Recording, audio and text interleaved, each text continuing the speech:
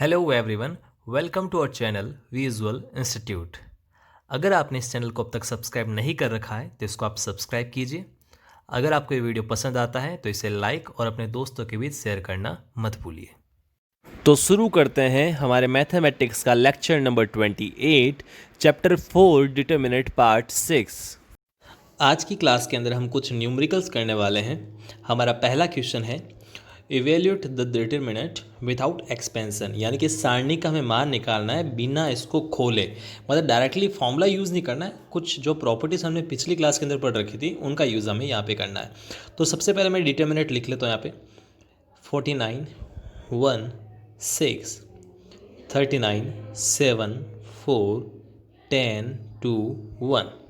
Okay students, इस determinant की value को मैं बोल देता हूँ डेल्टा।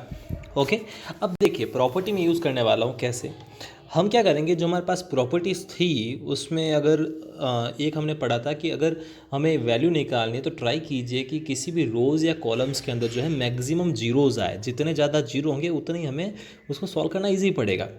एक तो ये थी, और दूसरी ये चीज़ थी कि अगर दो रोज़ या दो कॉलम्स अगर सेम सेम आइडेंटिकल आ जाए तो उस डिटरमिनेंट की वैल्यू जीरो होगी। तो इन दो पे पहले हम वर्क करते हैं।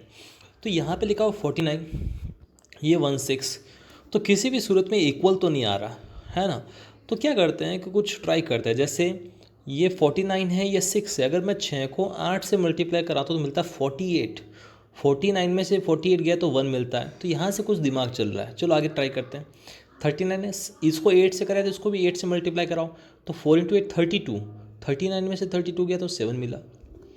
1 को 8 से कराए तो 8, 10 - 8 2, तो ये 2 मिला। तो यहाँ पे हम क्या करते हैं कि जो मेरे पास ये जो कॉलम 3 है या कॉलम 1 जो मेरे पास है, इस कॉलम 1 को मैं क्या करता हूँ, कॉलम 1 में से कॉलम 3 के 8 टाइम्स को घटा लेते हैं। तो डिटरमिनेंट की वैल्यू में कुछ भी फर्क नहीं पड़ेगा। ये हमारे पास प्रॉपर्टी है कि किसी कॉलम या रो में से किसी दूसरे कॉलम या रो के मल्टीपल्स को घटाने पे, कांस्टेंट मल्टीपल्स को घटाने पे उसकी डिटरमिनेंट की वैल्यू पर कुछ फ़र्क नहीं पड़ता है। अब आपको क्या ध्यान रखना है कि जिस कॉलम में आप चेंज कर रहे हो उसके अलावा वाले कॉलम पहले एज इट इज़ रख लो। जैसे 1 7 2 6 4 1 मैंने एज इट इज़ रख दिया। ओके स्टूडेंट्स, क्योंकि कॉलम 1 में चेंज करते तो कॉलम 1 को ही नहीं लिखा, बाकी सबको लिख दिया। अब चलो ट्राई करते हैं।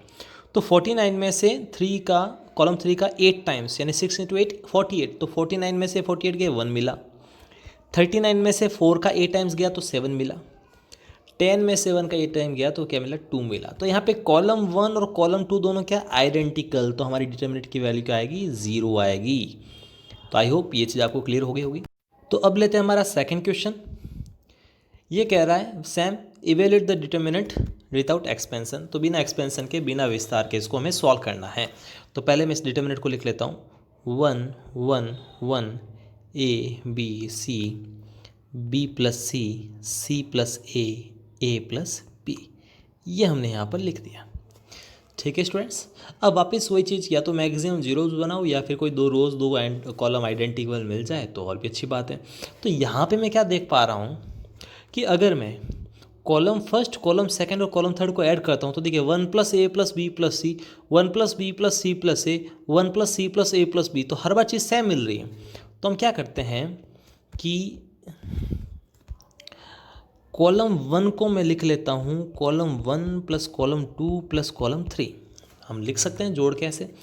तो कॉलम 1 को एज इट इज़ रखा, सॉरी हम क्या करते हैं, कॉलम 1 को नहीं, हम क्या करते हैं कॉलम 3 को लिख लेते हैं, कॉलम 3 को, है ना। कॉलम 1 मेरे यूज़ आ जाएगा भी, है ना, 1 1 1 ये तो पहले से सेम है तो इसका यूज़ मेरे पास आ जाएगा। तो कॉलम 3 को, तो कॉलम 3 को अगर चेंज कर रहा हूँ तो 1 और 2 जो कॉलम उसको मैंने एज इट इज़ लिख दिया।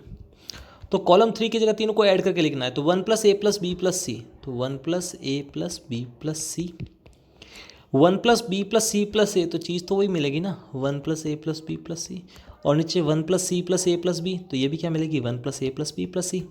अब हमने एक प्रॉपर्टी क्या पढ़ी थी कि अगर किसी भी कॉलम और रो के अंदर एक मल्टीप्लायर कॉमन आ रहा है तो वो डिटरमिनेंट के सीधा बाहर ले लो, डिटरमिनेंट की वैल्यू भी उतने टाइम्स हो जाएगी। तो किसी भी रोज़ या कॉलम के अंदर कोई एलिमेंट हमें कॉमन दिख रहा है तो उसे बाहर निकाल दो।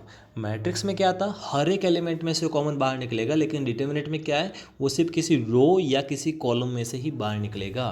तो यहाँ पे 1 + a + b + c column third के अंदर हर एक में आ रहा है तो हमने उसको बाहर कॉमन ले लिया, तो इसको लिख दिया 1 + a + बी प्लस सी, ये बाहर ले लिया तो अंदर डिटर्मिनेंट क्या बनी 1 1 1 ए बी सी 1 1 1।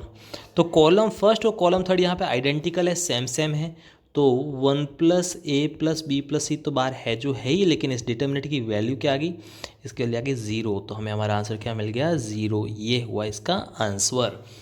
तो आई होप आज का लेक्चर आपको समझ में आया होगा, पसंद आया तो इसे लाइक कीजिए, शेयर कीजिए, और चैनल को अगर अब तक सब्सक्राइब नहीं कर रखा है तो इसे आप सब्सक्राइब कर लीजिए।